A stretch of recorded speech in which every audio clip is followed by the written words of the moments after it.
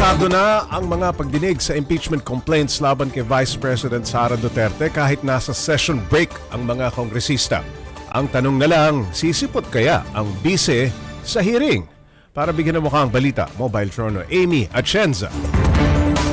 Sa kabila ng session break, magtutuloy-tuloy pa rin ang mga pagdinig tungkol sa impeachment laban kay Vice President Sara Duterte.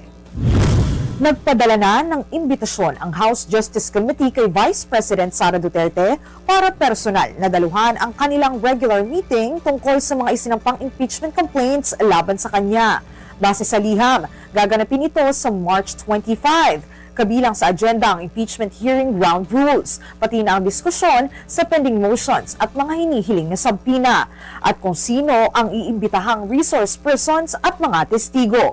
Kinumpirma ni Attorney Michael Powa na natanggap na ng opisina ni VP Sara ang imbitasyon kahapon, March 19.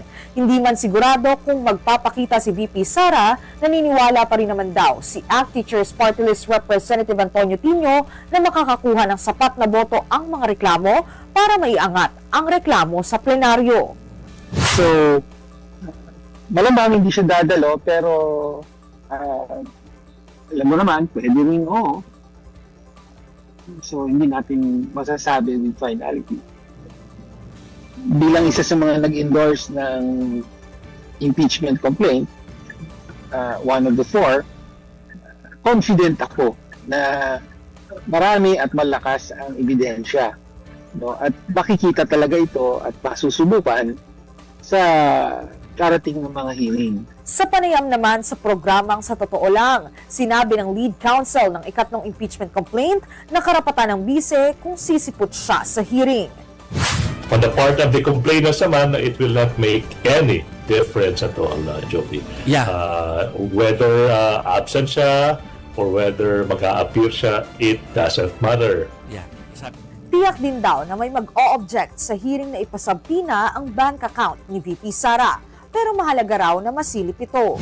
Tapos yan as alam ko nga, the last time I checked, yung sweldo ng presidente, correct me if I'm wrong, yung sweldo ng presidente, hindi ata average is 300,000 or 500,000 a month Yung vice president lower than that.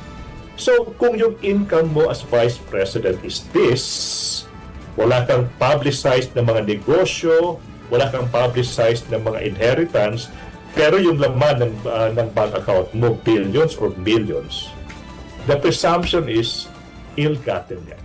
Aalamin pa raw ng kampo ni VP Sara Duterte kung siya ay dadalo o hindi sa mga pagdinig.